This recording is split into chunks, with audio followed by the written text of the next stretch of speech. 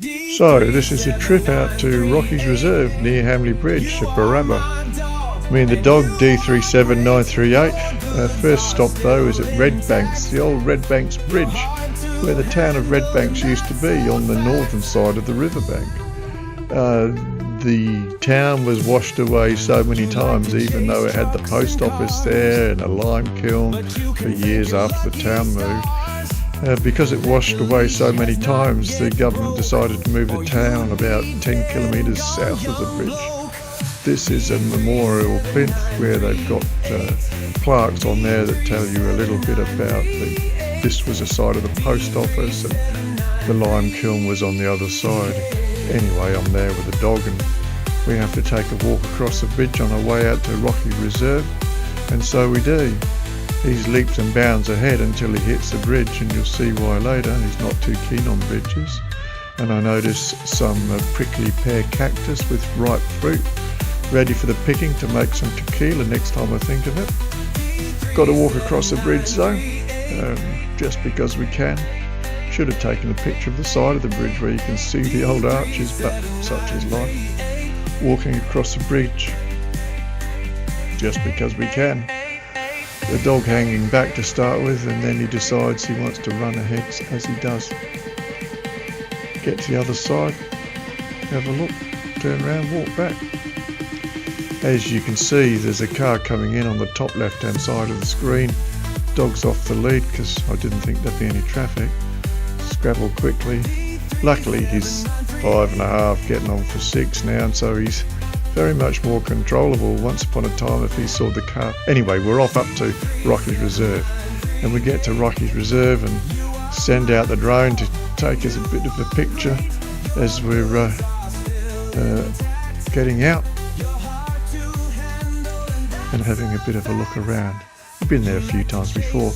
To be honest, the reason I went there is because I thought it'd been raining a fair bit upstream the last couple of days or week, and I thought there'd be a lot of water flowing down because upstream is Hamley Bridge and then Kapunda. Anyway, walking around in a circle so the drone gives a bit of a picture. This reserve was donated by a landowner. You see the local government spent a lot of money putting in infrastructure, wonderful building there with concrete or nice brickwork actually, concrete grounds and nice brickwork, but the toilets have just been let go rack and ruin, I guess, since new. There's certainly no maintenance, you can't use the toilets at all. It's all like doors half off its hinges and that sort of stuff. The reserve is not that big. I'd be guessing about 20 acres. I'm just taking a walk around. You can see a house in the background there.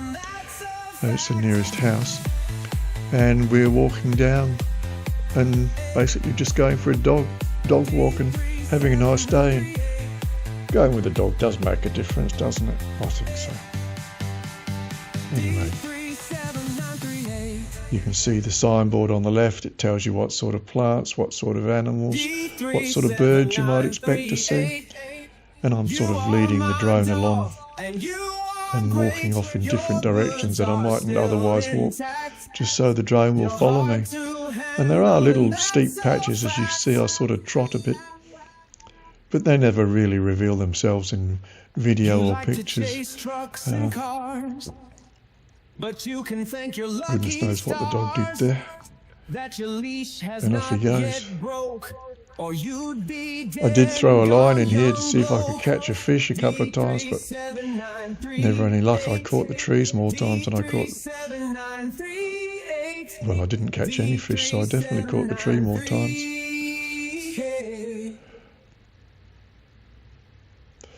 This song, D37938, is one that I wrote. I write all the lyrics. We'll come back to that because we're crossing over what obviously was a retention dam at some stage designed to retain water. Probably in the early days it looks very old concrete and a bit of a weir.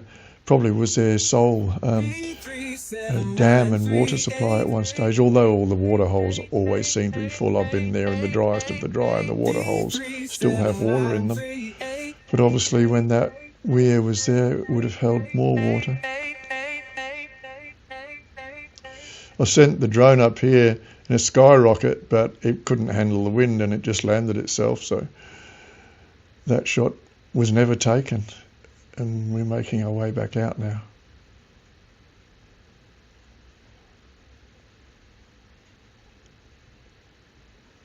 Sending the drone up the hill so you can get an idea. The valley sides are quite steep here, and I sometimes wonder whether I ought to actually have my personal location beacon with me. You know, if I fell there, I suppose I could shout out, there is a house up the hill on the other side. Eventually they might hear. But if I fell going down, you can see the quite steep off the left-hand side there. You really couldn't walk sideways across it, and if you fell down, you probably wouldn't stop for a while. At my age, probably break a hip and be stuck there, so probably not a bad idea to even carry that location beacon. Or the phone. I didn't have the phone either. I left that in the car, but I'm not sure whether I get signal there with Vodafone.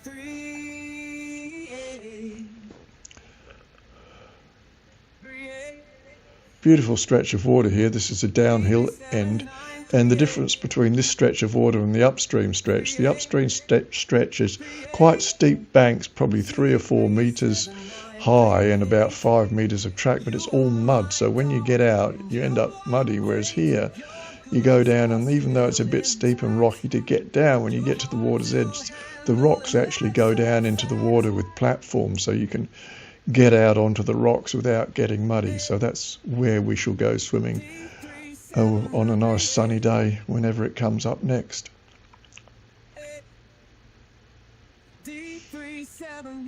Dog's always happy to go when there's somewhere interesting, but if he doesn't think it's interesting, then he wanders off. You never quite know where he is sometimes. There's some fennel, picking it for the aniseed smell. I'll use some of that if I run out of my homegrown. Next time I do a brew up and want some aniseed flavouring in something like Pernod or Ouzo. You can see by the steepness of the rocks here and the bend in the knee how actually steep it is. And I don't use my hands unless there is some steepness and the potential to slip. Anyway, it was so windy that the drone was using a lot of battery power just to stay in situ.